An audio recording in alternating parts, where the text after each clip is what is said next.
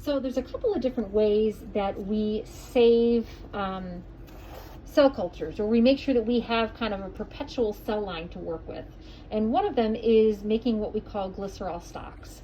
So when you have a cell culture that you kind of made here, maybe you're doing something else with it, you can always, anytime you've grown up some cells and you've not done anything else with them, you've not added IPTG, you've not done anything strange with them, you can always take some of those cells, combine them with glycerol, okay, and then you can store them at -80. So when we made our, when we streaked our plate, we actually used a glycerol stock for that.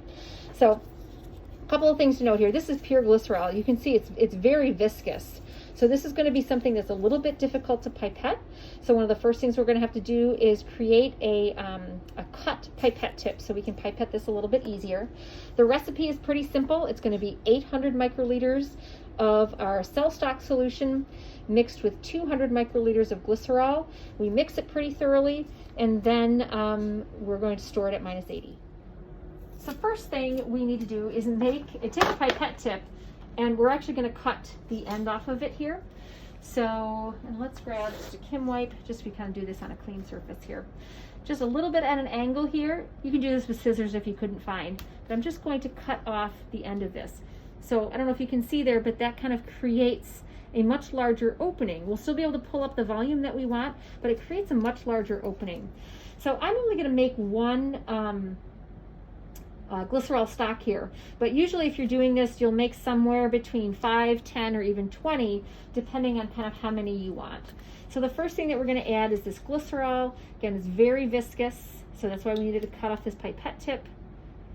You want to kind of wait a minute before you pull your pipette tip out. So again, if you've got 10 or 20 of these, you can kind of make up these little glycerol tubes all at once. So we've got some glycerol that's in there. And now if this is the last thing that you've kind of done, if you've already done something else with whatever your cells are here, it's fine to kind of keep going back in with the same pipette tip, even if there's a little bit of glycerol that's on it. So I'm going to set my pipetter at 800 microliters here. Now for this one, I don't need to have a cut pipette tip. I'm going to kind of come in here, draw up the solution, come in here, and then I can actually use this pipetter to kind of mix this. We want to make sure that that glycerol is mixed throughout,